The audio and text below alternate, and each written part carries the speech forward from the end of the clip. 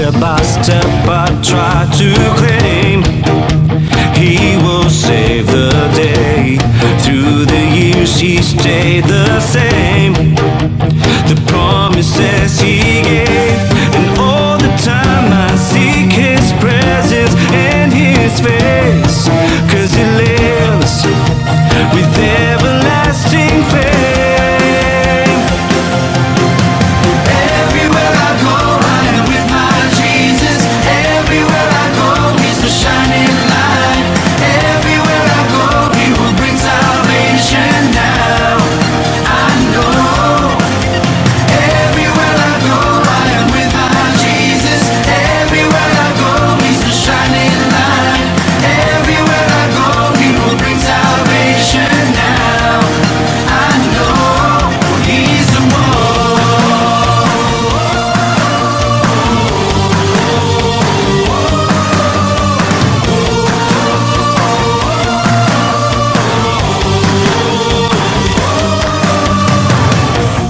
He gives grace to those who pray. Never be afraid. He's the potter, I'm the clay. He will hold my faith, and all the time I seek His presence and His face, 'cause He lives with everlasting faith. Everywhere I go, I am with my Jesus. Everywhere I go, He's the shine.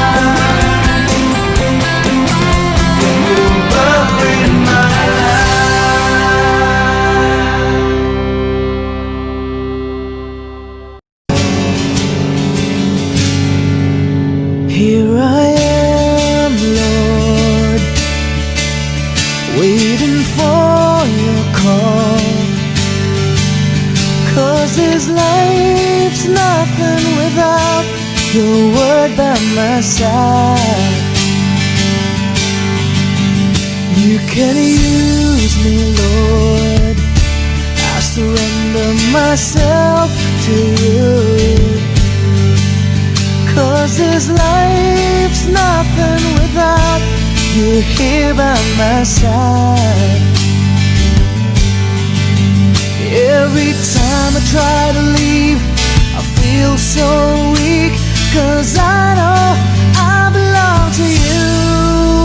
Without you, Lord, everything will fall apart. Without you, Lord, we have no reason to live. Let your will be done.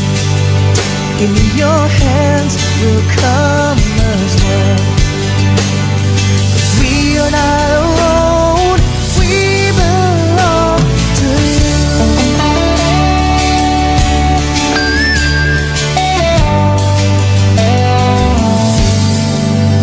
I will bless you, Lord, and give you the glory.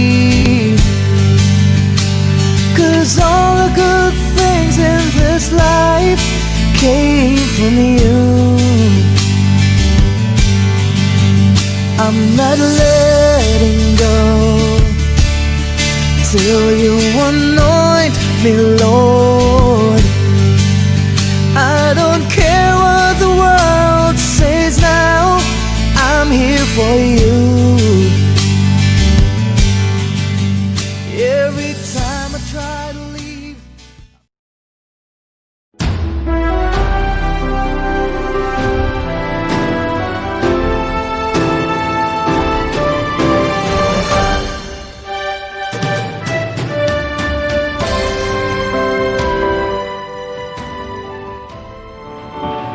Purihin ng Panginoon mga kapatid, hallelujah. At nandito ulit tayo sa ating Bible Study Online.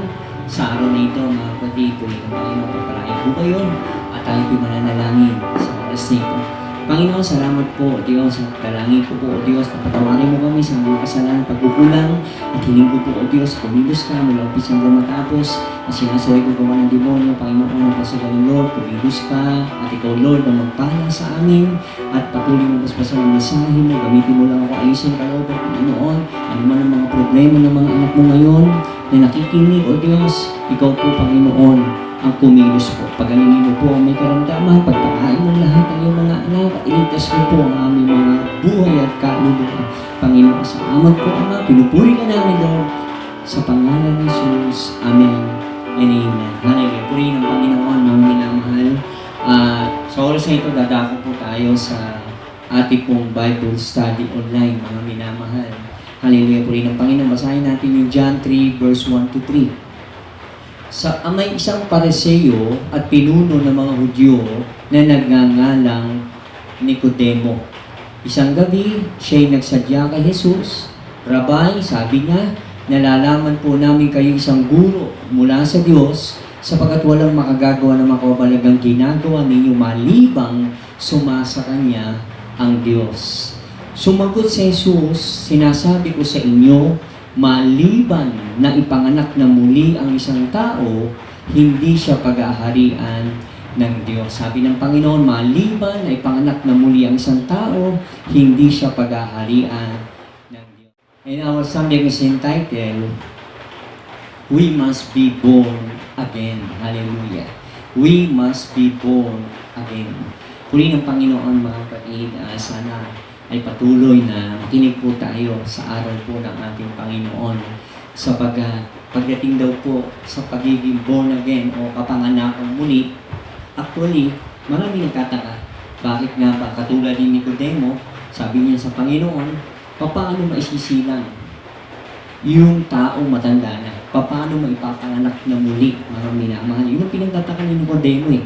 Paano mangyayari yung kapanganakang muli kapag ang isang tao ay nainuwal na ng kanyang nanay at ito po ay matanda na, mga kapatid. Hallelujah. Pero bago yun, may sinabi po ang Panginoon, mga kapatid, tungkol po sa kapanganakan.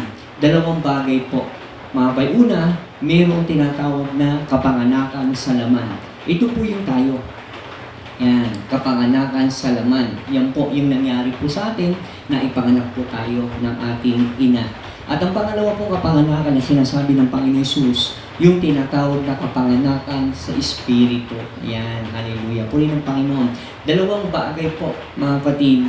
May kapanganakan daw sa laman at may kapanganakan sa Espiritu.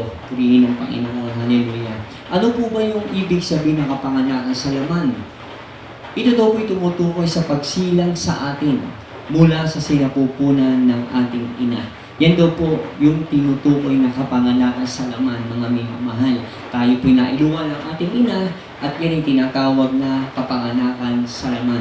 The Bible says in Awit 51 verse 5, "Ako ay masama na buhat ng inuwal, makasalanan ng ako ay isilang." Yan daw po yung pagiging tao natin. Yung pinanganak tayo sa laman, pero mga kapatid, mula nung tayo po ay nasa sinapupunan ng ating ina at mailuwal, ay dala-dala na raw po natin yung kasalanan ng ating mga ninuno na si Eva at Anan, mga kapatid. Hallelujah. Yung tinatawag na kapanganakan sa laman, mga minamahal.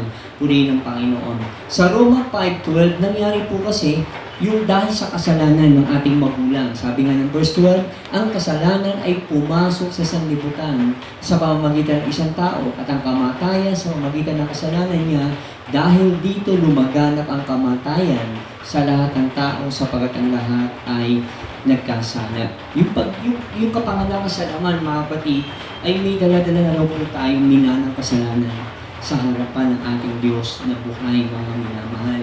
Kaya, huwag tayong magtaka kung bakit sinabi ng Bible, lahat tayo po ay nangagkasala. Lahat tayo daw po ay hindi matuwid sa Panginoon. Lahat daw po tayo ay naging malayo sa ating Diyos na buhay. Dahil nga po sa kasalanan na yan, mga kapatid. Hallelujah. Purihin ang Panginoon. At dito po mga minamahal, at dahil po sa kasalanan, ano po yung nagagawa natin bilang tao? Kapatid, bago natin nakilala ang Panginoon, ano ba yung gawain natin nung araw? Mga kapatid, at kung hindi pa tayo nakakilala sa Lord, ano yung gawain natin hanggang ngayon? Mga minamahal, dahil po sa kasalanan, ano yung gawain na nagagawa natin sa harapan ng Panginoon? Galatia 5:19 verse 21. Hindi maikakaila ang gawa ng laman. Ano po yung gawa ng laman na nagagawa natin? Mga kapatid, yung pangangalunya, karimari-marim na pamumuhay, kahalayan, pagsamba sa Diyos-Diyosan, pagkukulang, pagkapuot, pagkagalit, paninibugho, kasakiman, pagkakabahabahagi, pagkakampi-kampi. Verse 21, pagkainggit, gawa daw po ng laman din yan, mga minamahal, yung naiinggit ka. Yung paglalasing, gawa daw po yan ng laman. Walang taro sa pagsasaya at iba pang tulad nito. Yan daw po yung gawain natin noong araw, mga minamahal. At kayo po nanonood ngayon na wala pang relasyon sa Panginoon, mga kapatid, ito daw po yung nagagawa natin, mga minamahal. Kapag ikaw ay wala pa sa Panginoon, mga kapatid, kapag wala ka pang tamang relasyon sa Panginoon, ito daw po yung mga gawain natin sa harapan ng Lord na hindi nakakalugod dahil po sa minana nating kasalanan, mga kapatid. Kaya dala-dala natin yan eh. Mga kapatid, nung tayo ipinanganak mula sa sinapupunan ng ating ina hanggang maipanganak tayo, mga minamahal, iyan po yung gawa natin sa harapan ng Panginoon. Hallelujah. Sumunod, mga kapatid, kapag nanatili daw tayo sa kasalanan, ano yung posibleng mangyari sa atin? Ano yung posibleng mangyari sa atin kapag nabubuhay tayo sa kasalanan? Kapag hindi natin alam ang katotohanan para makalaya dito, mga kapatid, ano yung posibleng mangyari sa atin? Ano yung posibleng kahirap po natin kapag hindi natin nahanap ng Panginoon sa buhay natin? Kapag hindi natin makapagdilapitan ng Panginoon at isinuko yung buhay natin sa Lord, mga minamahal. Hallelujah. Ano yung posibleng mangyari sa atin?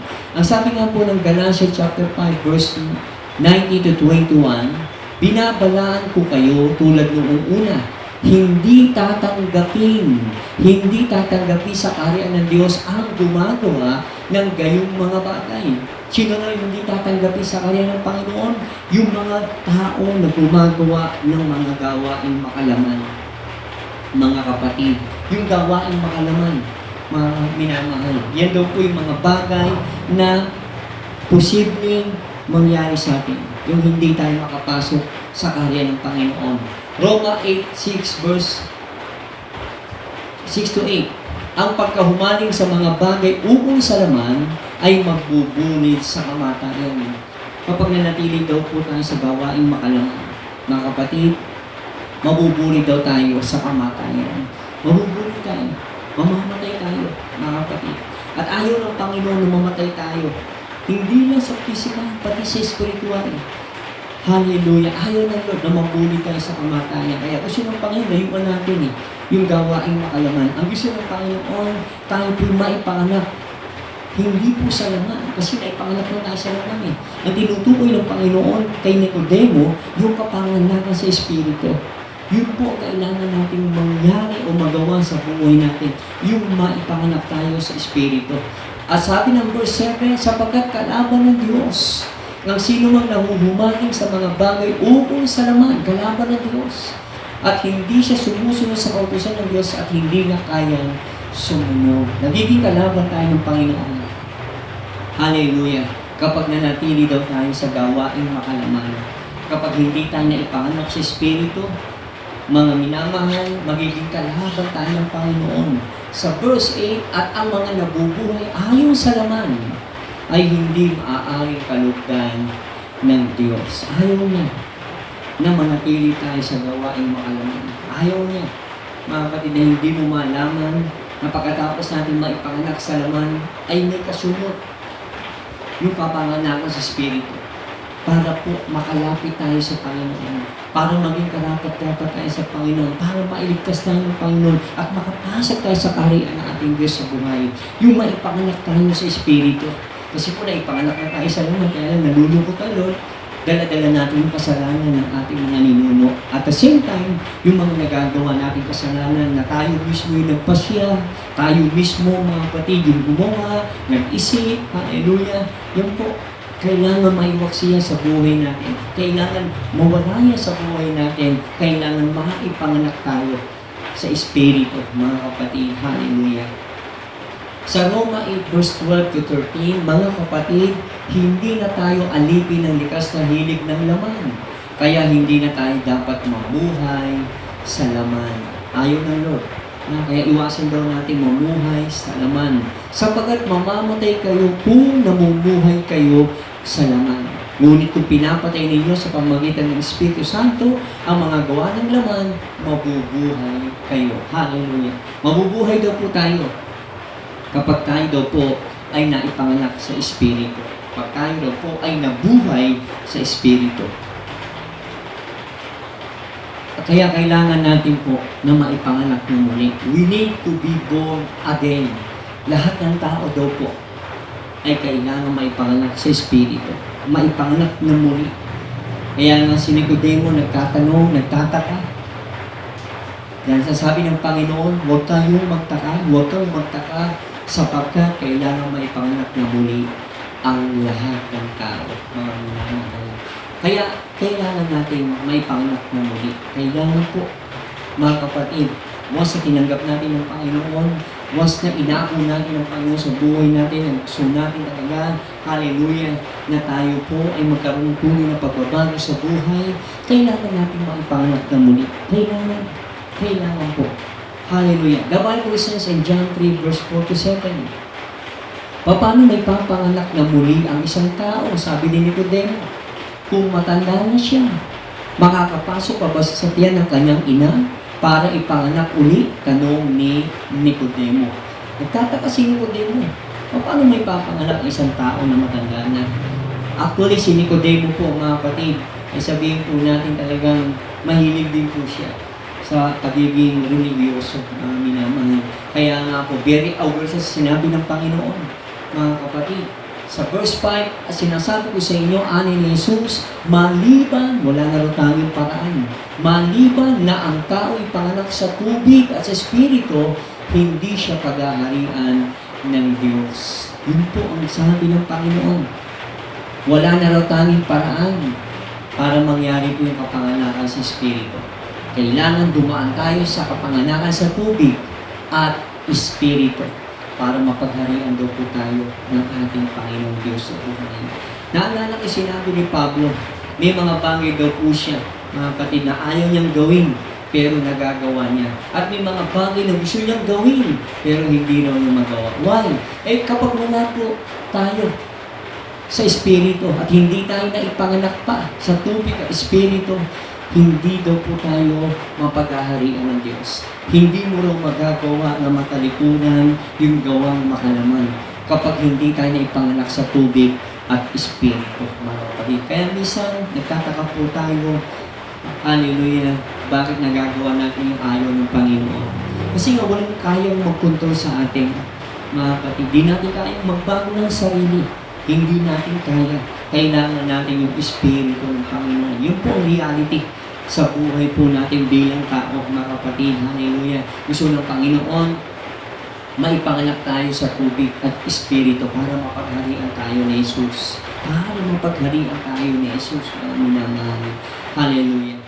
Uri ng Panginoon. Kaya mahalaga po na maunawaan natin na kailangan maipanganak tayo sa tubig at sa Espiritu. Mga kapatid. Tuloy natin, verse 6. Ang ipinanganak sa laman ay laman. Yan po, tayo po yan. Ipinanganak sa laman, mga kapatid, at kailangan may panganak naman po tayo sa Espiritu. Ang ipinanganak sa Espiritu ay Espiritu. Verse 7. Huwag kayong magtaka sa sinasabi ko sa inyo. Huwag daw tayong magtaka, mga kapatid. Sapagkat lahat ay kailangan maipanganak na muli. Huwag na tayong magtaka kung bakit sinasabi po na sa ating ngayon ng Panginoon na kailangan maipanganak tayo sa Espiritu, sa tubig at sa Espiritu. Sapagkat ito raw po yung kalooban ng Diyos. Kailangan po magkaroon tayo ng bagong buhay. Kailangan po maipanganak tayo sa Espiritu. Nang sa ganun po magkaroon tayo ng tamang relasyon sa Panginoon. Nang sa ganun po walang maging hadlang para makalapit tayo sa ating Panginoon Kristo. Para pumayapa ka, makaranas ka ng mga pangako ng ating Diyos sa buhay habang ikaw ay naarito sa mundo nito. Yes, totoo po yan. Kailangan tayo maipanganak sa Espiritu, mga kapatid. At doon mo lang masusupungan yung mga kaginhawaan, yung kapayapaan, yung kapahingahan, yung kagalakan, yung katahimikan ng buhay sa piling ng Panginoon Kristo. Kaya huwag tayong magtaka. Kahit ano pa yung pinakaaniban po natin relihiyon, kailangan natin maipanganak na muli. Yun ang sabi ng Panginoon. Sapagkat hindi relihiyon ang makapagliligtas sa iyo, kapatid. Hindi relihiyon, mga minamahal, ang makakapag-save ng iyong soul. Hindi yung mabubuting gawain mo ang makapagliligtas sa iyo. Hindi yung pagsunod sa Panginoon. Kailangan maipanganak na muli tayo para mahugasan tayo, mga kapatid, sa ating mga kasalanan. May kaugnayan po ito sa unang Korinto chapter 15, verse 1 po. Ang sabi ni Pablo, at ngayon ipinapaalala ko sa inyo, mga kapatid, ang mabuting balita na ipinangaral ko sa inyo. Yung mabuting balita, ito po yung mabuting balita, mga minamahal, na marinig natin ngayon na kailangan maipanganak ang isang tao. Maipanganak na muli ang isang tao. Yan po yung mabuting balita na galing sa ating Diyos sa buhay. Sabi ni Pablo, ang mabuting balita na ipinangaral ko sa inyo, iyan ang ebanghelyo na inyong tinanggap at naging saligan ng inyong pananampalataya. Ang ibig sabihin ng mabuting balita ay tungkol kay Kristo. At gusto ni Kristo na maligtas ka. Gusto ni Kristo na gumaling ka. Gusto ni Kristo na maranasan yung mga pangako niya, mga kapatid. Gusto ni Kristo na siya maghari sa buhay mo. Iyan ang ebanghelyo ng Panginoon, mga minamahal. Tungkol kay Kristo ang ebanghelyo. Hallelujah. Yung mabuting balita, mga kapatid. Sa verse 2, sa pamamagitan nito, naliligtas kayo. Sa pamamagitan ng ebanghelyong ito na naririnig nyo, nailigtas kayo. Kung matatag kayong nananangan sa salitang ipinangaral ko sa inyo, liban na nga lamang kung kayo ay sumasampalataya na di iniisip ang inyong sinasampalatayanan. May kaligtasan. Kapag tinanggap natin yung ebanghelyo, kapag tinanggap natin yung sinasabi ni Jesus na kailangan maipanganak tayo sa tubig at Espiritu, mga minamahal. Sa verse 3, sapagkat ibinigay ko sa inyo itong pinakamahalagang aral na tinanggap ko rin. Ano yung pinakamahalagang aral na tinanggap ni Pablo? tungkol po sa mabuting balita. Ano po yung tungkol sa mabuting balita? Ito ay tungkol kay Kristo. Si Kristo ay namatay dahil sa ating mga kasalanan bilang katuparan na nasasaad sa kasulatan. Ang Ebanghelyo daw po ay tungkol kay Kristo. Ang mabuting balita o Ebanghelyo ay tungkol sa kamatayan ni Kristo. Sa verse 4, at tungkol ito sa kanyang paglilibing at sa kanyang muling pagkabuhay. Sa ikatlong araw, ayon din sa kasulatan. Mahalaga po na maunawaan natin mga kapatid na gusto ng Lord na ipanganak tayo sa tubig at Espiritu. Kung hindi mo pa nararanasan, subukan mo sa buhay mo. Mga kapatid, nagawin yung sinasabi ni Jesus. Hallelujah. Hindi ka tatanggap ng panibagong religiyon. Hindi ka tatanggap mga kapatid panibagong araw, kundi yung Ebanghelyo ni Kristo. Ang Ebanghelyo ni Kristo ay tungkol sa Kanya. Sa Kanya, kamatayan, paglilibing at pagkabuhay na mag-uli. Paano tayo may papanganak mga kapatid sa Espiritu na minamahal sa pamamagitan ng ginawa ni Jesus? Ano po mga kapatid? Paano raw natin ito ma-execute, maisa sa atong anak? Paano may papanganak? Hallelujah. Sa Gawa 2:38, sumagot si Pedro, pagsisihan ninyo at talikdan ang inyong kasalanan at magpabautismo kayo sa pangalan ni Jesucristo upang kayo patawarin at pagkakalob sa inyo ang Espiritu Santo. Ang kapanganakan sa tubig at Espiritu, ito na po ang tinutukoy. Mula sa 1 Corinthians 15 verse 1 to 4, tungkol po sa kamatayan ng Panginoon, paglilibing at pagkabuhay ng maguling. Kailangan daw natin magsisi at talikuran ng kasalanan. Paano tayo makikiisa sa kamatayan ng Panginoon sa pamamagitan ng pagsisisi ng kasalanan? Mga kapatid, sabi nga dito, magsisi tayo ng kasalanan at magpabaptize sa pangalan ni Jesus at tatanggapin natin ang Espiritu ng Panginoon. Yan po yung tatlong hakbang para maipanganak tayo sa tubig at sa Espiritu. Kailangan natin magsisi, kailangan natin magpabautismo sa pangalan ni Jesus sa tubig, at tatanggap tayo ng Espiritu Santo ng Panginoon. Yun yung kapanganakan sa Espiritu, mga kapatid. Para lubusang maghari ang Panginoon Jesus sa buhay natin. Kailangan ganapin natin ito, Gawa chapter 2, verse 38 sa buhay natin, mga kapatid. Ang example po dyan mismo yung Panginoon. Ginawa niya yung bautismo sa ilog Jordan. Matthew chapter 3, verse 13 to 16. Si Jesus ay dumating naman sa Jordan mula sa Galilea at lumapit kay Juan upang pabautismo. Ayan. Yun yung utos niya yung magpabautismo tayo. Pero ginanap niya yung sinasabi niya. Mga kapatid, na siya mismo ay lumapit kay Juan upang mabautismohan sa tubig.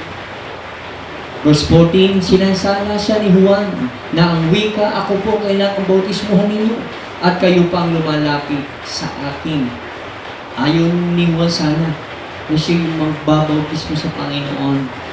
Pero sabi ng Panginoon sa verse 15, ngunit tinagot siya ni Jesus, hayaan mo itong mangyari ngayon sapagkat ito nararapat nating gawin upang matupad ang kalooban ng Diyos. Kalooban ng Diyos ang maipanganak tayo sa tubig at sa Espiritu. Kalooban ng Diyos na matanggap ko yung mabuting balita niya tungkol kay Jesus upang maligtas po tayo. Kalooban ng Panginoon. Kaya huwag tayong magtaka kung bakit ang isang mananampalataya pagkatapos magsisi ay kailangan mabautismo sa tubig sa pangalan ni Jesus. At sapagkat ang sabi ng Lord, tatanggapin mo ang Espiritu Santo. Kapag ikaw ay nagpabautismo, tinanggap ng Panginoon, mangyayari sa iyong kapanganakan sa Espiritu. At kailangan natin ang maipanganak tayo sa Espiritu, mga kapatid. Hallelujah. Sa verse 16, nang mabautismo si Jesus, umahon siya sa tubig. Nabuksan ang langit at nakita niya ang Espiritu ng Diyos bumababa sa kanya gaya ng isang kalapati. Kapag naipanganak ka pala sa Espiritu, pagkatapos mong mabautismo sa tubig, kapatid, bababa sa iyo ang Espiritu Santo. Tatanggapin mo yung Espiritu Santo. Yung Espiritu Santo na yung walang iba kundi ang Panginoon Jesus. Yan yung makapangyarihan sapagkat si Jesus po yan. At yun ang kailangan natin sa buhay natin sa ngayon. Sapagkat marami tayong pwedeng pagdaanan. Marami tayong pwedeng mga kapatid na maharap sa buhay. Kaya nga kung wala ang Espiritu ng Panginoon sa buhay natin, paano tayo magtatagumpay? Paano natin mapagtatagumpay yung lungkot sa mundo nito? Paano natin mapagtatagumpayan yung mga nararanasan natin kahirapan, kalungkutan, na nilalagay ng kaaway sa buhay natin, mga kapatid, kapag wala sa iyo ang Espiritu Santo. Kaya kailangan natin maipanganak sa Espiritu. Kailangan natin magkaroon ng tunay na koneksyon sa ating Panginoon, sapagkat yan ang kalooban ng Panginoon Diyos. Hallelujah. Gaano kahalaga ba ang Espiritu Santo sa buhay natin? At bakit kailangan natin maipanganak sa Espiritu? Number one reason, Filipos 2 verse 13, sapagkat ang Diyos ang nagbibigay sa inyo ng pagnanasa. Ang Diyos ang nagbibigay sa inyo ng pagnanasa at kakayahang maisagawa ang kanyang kalooban. Hindi natin magagawa yung kalooban ng Lord pag hindi tayo naipanganak sa tubig at sa Espiritu. Kapag hindi tayo nagpasakop sa kanyang kalooban at hindi sinunod yung sinasabi ni Jesus sa araw na ito para sa iyo, paano mo isasagawa ang kalooban ng Diyos sa buhay mo? Paano ka magkakaroon ng pagnanasa na mapaglingkuran si Jesus sa buhay mo kapag hindi tayo dumaan sa kapanganakan sa tubig at sa Espiritu? Mahalaga po na maisagawa natin yung bautismo upang matanggap natin yung kapanganakan sa Espiritu Santo, mga kapatid. Hallelujah. Yes, ito isa nakakalungkot. Kristiyano na tayo pero hindi tayo masaya. Kristiyano na tayo pero hindi natin maramdaman yung tunay na saya na sinasabi ni Jesus. Why? Baka hindi ka pa naipanganak sa Espiritu. Mga kapatid, maaaring nabautismuhan ka lang sa tubig, pero hindi mo pa natatanggap ang Espiritu ng Panginoon. Kaya minsan parang may kulang sa buhay natin. Nasa loob kayo ng church, yung karamihan na katabi mo masasaya, napupuspos ang Espiritu. Nararamdaman nila, mga kapatid, yung presensya ng Lord. Pero minsan tayo nagtataka, bakit hindi natin magawa? Mga kapatid, baka hindi ka pa naniniwala sa Panginoon. Baka hindi mo ginagawa ang kalooban ng Lord. At hindi mo, mga kapatid, hinihiling sa Panginoon na may kauhawan na ikaw ay maipanganak sa Espiritu. Nabautismuhan ka na sa tubig, pero hindi ka pa nagpapanganak sa Espiritu. Ang gusto ng Lord, mabautismuhan ka na sa tubig, at kailangan matanggap mo sapagkat ito ang kalooban ng Lord, ito ang pangako ng Lord. Na pagkatapos mong maipanganak sa tubig, tatanggapin mo yung Espiritu Santo. Ito, kailangan natin, mga kapatid, para magkaroon tayo ng pagnanasa na magawa yung kalooban ng Lord sa buhay natin sa pamamagitan ng kapanganakan sa Espiritu. Masakin natin sa puso natin. Magikuho tayo sa paghingi ng Espiritu sa Panginoon para tayong mabautismo sa Espiritu. At nang sa ganun, maramdaman mo yung panibagong kapanganakan sa Espiritu na sobrang saya, na katulad ng sinabi ni Pablo, mga kapatid, hallelujah, na napakasarap po na ikaw ay maipanganak sa Espiritu. Sa pagramdam na ramdam mo na niyakap ka na Lord, ramdam na ramdam mo nasa iyo ang Panginoon, ramdam na ramdam mo, naririnig mo yung tinig ng Panginoon sa buhay mo, sapagkat nasa iyo ang Espiritu ng Panginoon. Kapanganakan sa Espiritu, kapatid, masaya natin yan sa buhay natin. At kung naipanganak ka tayo sa Espiritu, kaya dumating ang time na tila baga parang dry na tayo sa Espiritu ng Panginoon. Siyempre lang po, lumapit ulit tayo sa Lord. Magsisi ng kasalanan at patuloy na magpakapuspo sa Espiritu Santo ng Panginoon para lumakas ulit tayo at sumugla ulit tayo sa ating paghinto sa Panginoon. Ganyan kahalaga ang kapanganakan sa Espiritu, kapatid. Ang kapanganakan sa Espiritu, hallelujah, ay hindi gawa ng tao, hindi gawa ng Panginoon. John 14:26, ang patnubay, ang Espiritu Santo ay susuguin ng Ama sa pangalan ko, sabi ni Jesus. Ngunit ang patnubay, ano rin yung patnubay natin? Yung magpapaalala sa atin, yung Holy Spirit ng Lord. Wala na siya ngayon, mga kapatid, nasa area po siya. Pero tayo po, sasamahan daw po niya sa pamamagitan ng kanyang Espiritu. Bakit daw po? Para magturo sa atin ng lahat ng bagay at magpaalala sa mga sinasabi ni Jesus. sa buhay natin para hindi tayo mailigaw ng kaawan, hindi tayo maligaw ng landas. Mga kapatid, kailangan natin ng Holy Spirit ng Panginoon para alam mo kung saan ka tatahak na landas ng buhay mo. Sapagat ang Holy Spirit ay mahalaga po sa buhay natin. Yun yung magpapaalala sa iyo. Kung ikaw ay mali na sa ginagawa mo at mali na yung tinatahak mo, yun yung magpapaalala kapag may Holy Spirit ka. Kapatid, mahalaga ang Holy Spirit sa buhay natin. Kaya mahalaga po na nasain natin maipanganak sa Espiritu. Kailangan mabautismohan muna tayo sa tubig sa pangalan ni Jesus. At kasunod daw po niya yung pangako ng Lord, kapanganakan sa Espiritu. Hallelujah. Praise God. Ano raw po yung ebidensya na may tumanggap talaga ng Holy Spirit ng Panginoon? May sinabi talaga ang Bible na may mga tumanggap ng Espiritu ng Panginoon. At yun ang kailangan mangyari sa buhay natin. Ang sabi po dyan sa Gawa,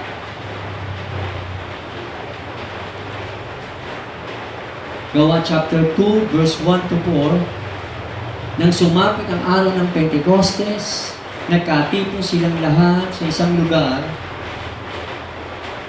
at biglang narinig ang isang ugong mula sa langit. Animoy hagunot ng malakas na hangin, at napuno nito ang bahay, na kinaroroonan nila. May nakita silang waring mga dilang apoy na lumapag sa bawat isa sa kanila, at silang lahat ay napuspos ng Espiritu Santo at nagsalita ng iba't ibang wika ayon sa pinagkaloob sa kanila ng Espiritu. Hallelujah! Kaya nga mga kapatid, mayroon talaga tumanggap ng Espiritu ng Panginoon. At maging ako, tinanggap ko ang Holy Spirit ng Lord. Maging ang karamihan sa atin, tinanggap, mga kapatid. Kaya nga mahalaga ayon sa pinagkaloob sa kanila ng Panginoon at nagbago ng buhay. Hallelujah! Ang una, ebidensya kapag napuspos ka, yung nagsasalita ka ng iba't ibang wika, at pangalawa, yung nagbabago ka ng buhay. Yung kinukumpi ka ng Lord, at nakukumpi ka naman magbago. At ginagawa mo yung kalooban na, ginagawa mo yung tama sa buhay mo. Hallelujah! Ito, kailangan natin maipanganak sa Espiritu ng Panginoon, mga pag-ipunin ng Panginoon. 2 Corinthians 5:17, kaya't ang sino man nakipag-isa kay Kristo ay isa ng bagong nilalang. Isa ng bagong nilalang. Wala na ang dating pagkatao sapagat siya ay bago. Nababago talaga yung tao kapag nasa yung Holy Spirit ng Panginoon. Kapag talagang isinapuso mo yung Espiritu ng Panginoon, isinapuso mo yung salita ng Panginoon, ginawa mo yung salita ng Panginoon sa buhay mo, magkakaroon ka na tinatawag na bagong buhay. Magiging bagong nilalang ka. At yung dati mong pagkatao ay unti-unti mababago at babaguhin ka ni Jesus. Yan po kalagang kung bakit kailangan natin po maipanganak sa Espiritu. At kailangan natin laging kumukonek sa Lord, laging nananalangin at nagpapapuspos sa Espiritu ng Panginoon para lubusan natin magawa yung pagbabago ng buhay sa buhay natin. Hallelujah! At anong dapat natin ginagawa bilang na ipanganak na sa Espiritu? Anong dapat natin ginagawa araw-araw? Pagkatapos mo, mabautis mo sa tubig, sa pangalan ni Jesus, at ipinagkaloob sa iyo ang Holy Spirit ng Lord, anong dapat natin ginagawa sa araw-araw? Roma 8, verse 5 and 6. Ngunit ang namumuhay sa patnubay ng Espiritu ay nagsisikap ukol sa mga bagay na espiritual. Yan ang dapat natin ginagawa po sa araw-araw. Nagsisikap na gawin yung mga bagay ukol sa espiritual na buhay. Pagbabasa ng salita ng Diyos, ng Bible, pananalangin, pakikinig ng awiting makalangin, at pagsunod sa kalooban ng pag-iwas sa kasalanan. Yan po ang pagsisikap sa mga bagay ukol sa espiritual upang manatili daw po yung Espiritu sa buhay natin. Kahit ilang taon pa na lumipas, hindi ka mapapagod, hindi ka magsasawa sapagat nasa iyo lagi ang Holy Spirit ng Lord, sapagat kasakasama mo siya sa buhay mo. Hallelujah! Verse 6, ngunit ang pagsisikap sa mga bagay ukol sa Espiritu ay magbubunga rin ng buhay at kapayapaan. Ayan, purihin ng Panginoon. Kaya, dapat yan ang makita sa atin. Nagsisikap para sa Espiritu, para magkaroon tayo ng buhay at kapayapaan. Ito yun. Marami po mga kapatid na nawawalan po ng pag-asa po ngayon. Pero kapag nasa iyo yung Spirit ng Panginoon at nagsisikap ka, na lalo pa mga kapatid na maging lasing sa Espiritu ng Panginoon, nasa iyo ang kapayapaan. Hindi ka malulungkot. Hindi ka malulungkot mga kapatid. Hallelujah. Na may pangalan tayo sa Espiritu. Hallelujah. Kung hindi mo pa naranasan yung kapanganakan sa Espiritu, naranasan mo lang mabautismuhan, pero wala ka pang kapanganakan sa Espiritu, hindi ka pa nabautismuhan sa Espiritu ng Panginoon. Ito na yung tamang panahon na magpakumbaba, ibaba yung sarili mo, at maniwala ka sa sinasabi ng salita ng Diyos, at maniwala ka na mararanasan mo rin, katulad ng mga alagad, na sila ay pinanganak sa Espiritu. Kaya na, kahit inuusig sila ng panahon nila, pinapalo, sinasaktan, binibilanggo, pinapahiya, tinatakot, hindi po sila tumigil sa paglilingkod sa Panginoon Jesus. Dahil puspos po sila ng Espiritu ng Diyos. Puspos po sila. Hindi sila pumapayag, mga kapatid, na hindi sila makakaganap ng kanilang mga tungkulin. Hindi sila pumapayag, mga kapatid, na hindi sila makakapanalangin. Hindi sila pumapayag, mga kapatid, na hindi sila magpapasa ng salita ng Diyos. Hindi sila pumapayag na hindi maibahagi yung salita ng Diyos sa mga tao, sa kabila na mayroon na pong pagbabanta ng buhay nila. Ang tanong, bakit? Dahil nasa kanilang kapuspusan. Sabagat sila na ipanganak sa Espiritu ng Panginoon. At nasa kanila ang Holy Spirit ng Panginoon. Hallelujah. May mga tao malulungkot dahil walang pera. May mga tao malungkot dahil hindi maganda ang bahay. May mga tao malungkot, mga kapatid, dahil hindi agad binibigay ng Lord yung kanilang kahilingan. Pero ang mayroong Espiritu ng Panginoon, hindi nalulungkot kahit nagtatagal ka ng kahilingan. Hindi nagagawa. Kahit tila baga mga kapatid, nagtatagal yung ating mga prayer request sa Panginoon. Hindi napapagod maghintay. Hindi napapagod mga kapatid na patuloy na sampalatayaan yung salita ni Jesus na isang araw mangyayari ito. Isang araw pagpapalain ako ng Lord. Isang araw lalakas ako. Isang araw gagaling ako. Isang araw mararanasan ko ang pagmamahal ng Lord, kalikasan ng kahilingan ng Panginoon. Sapagat nasa iyo ang Espiritu ng Panginoon. Mahalaga na maipanganak tayo sa Espiritu ng Panginoon. Sapagat kapag nasa iyo ang Holy Spirit ng Lord, may kapangyarihan na tutulong sa iyo. Mararamdaman mo ang kapangyarihan ni Jesus sa buong pagkatao mo. At hindi ka na malulungkot. Hindi ka na mangangailangan. Hindi ka na mag-ahanap. Sapagat nasa iyo ang Espiritu ng Panginoon. Ang gagawin mo lang, kapatid, ay patuloy mo lang palaguin ang Espiritu ng Panginoon sa buhay mo. Lagi ka lang mananalangin at lagi ka lang ganapin ang kalooban ng Panginoon. Kapatid, kung nagkahanap ka ng tunay na kapayapaan, nagkahanap ka ng tamang landas sa buhay, at gusto mo maranasan yung conviction na magbago ng buhay, ito na. Kailangan maipanganak ka sa Espiritu. Kailangan sumaiho ang Holy Spirit ng Lord. Kailangan sumaiho ang Panginoon, kapatid.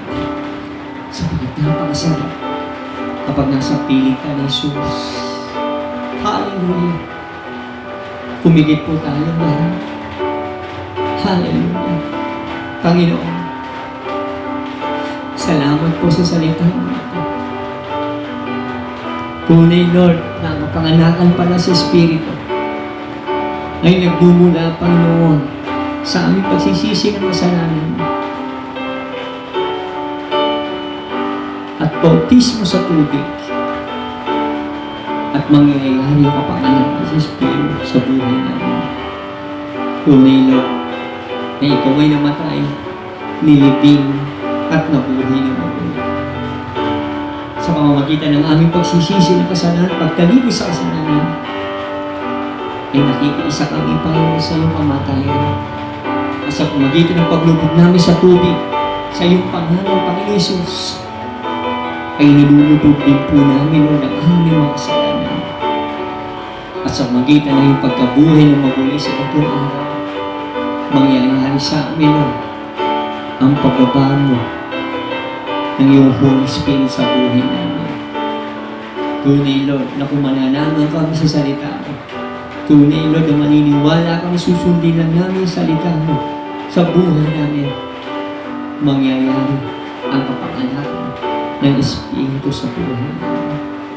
Lord, abutin mo po ang mga nakikinig, abutin mo mga kapatiran ko, mga mahal namin sa buhay, at ang mga tao, Lord, na nakakarinig, na nakakapanood sa oras na ito. Tulungan mo sila na maramdaman nila ang pagmamahal. Ipadamo mo sa kanila, Lord, ang kapangyarihan mo. Ipadamo mo sa kanila, O Diyos, hallelujah, ang mga yakap mo. At maramdaman nila, Lord, na hindi sila nag-iisa sa kanilang buhay. Dumadaan mo sila ng pagsubok, pero Lord, nandiyan ka, Lord. Kasama ka nila.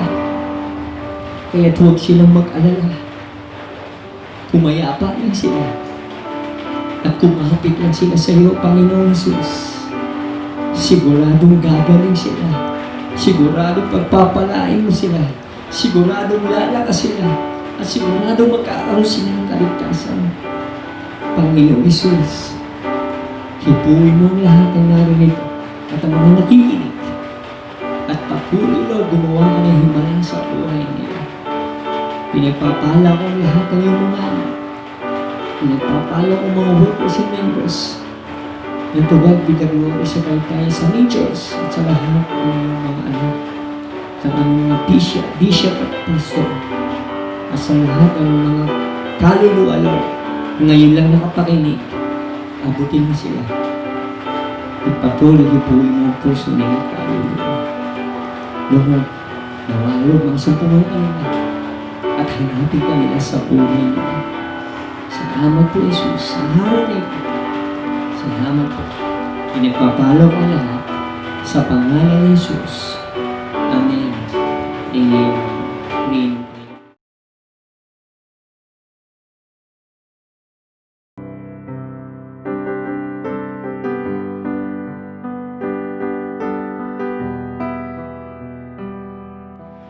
Uli ng Panginoon, mga kapatid, nadako po tayo sa announcement po. Our Facebook page, Jesus Christ, God be the glory, Taytay Satellite po. Pakiclick lang po yan. Pati sa YouTube channel po natin, Jesus Christ, God be the glory, Taytay Satellite. At sa ating prayer and counseling, makikita natin yan, mga kapatid. Please call or text 0936-6350-524. Sino man po, gusto rin po na magpabadusadi online, makinig po tayo dito every Saturday mga kapatid. At sino man yung gusto magpabautismo, ay tumawag lang po para po may schedule po natin mga minamahal. Dadako din po tayo sa tithes and offering sa mga gusto magbigay at magkaloob para po magpatuloy po yung ating gawain. At meron pa rin po tayong mga ginagastusan, dinabayaran po sa church po natin. Hallelujah. Dalhin nyo lang po yung inyong kaloob, kahit sinong offering, sa Palawan Express Padala. Ilagay nyo po yung pangalan po ni Sister Chodora Andres. Siya yung magiging receiver po. Yung kanyang contact number po ay 0935-476-7619. Lagay nyo po yung churchmate relationship. At kung kayo po magpapadala po, paki-text nyo na rin po sa kanya yung inyong kumpletong pangalan, cellphone number, at saka yung amount ng pinadala po ninyo. Upang sa ganun po ay hindi na po siya mahirapan ang pati ng makuha po niya. Papasalamat po ako sa inyo po mga pakikinig, taga-abang. I hope na patuloy tayong magsaga na makinig sa online natin, Bible Study Online.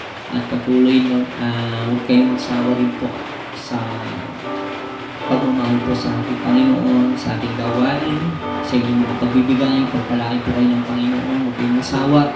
Sa po ito po ginagawa natin Bible Study Online po, may dinagasusan din po tayo. At the same time, ay sa ating bayarin po sa church natin.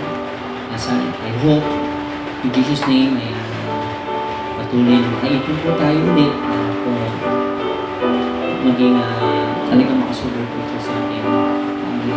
Salamat po sa inyo at pagpalain po ngayon sa mga lahat ng bagay na kailangan po.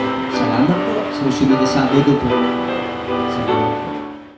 Here I am, Lord, waiting for your call. 'Cause this life's nothing without your word by my side. You can use me, Lord. I surrender myself to you. 'Cause this life's nothing without you here by my side. Every time I try to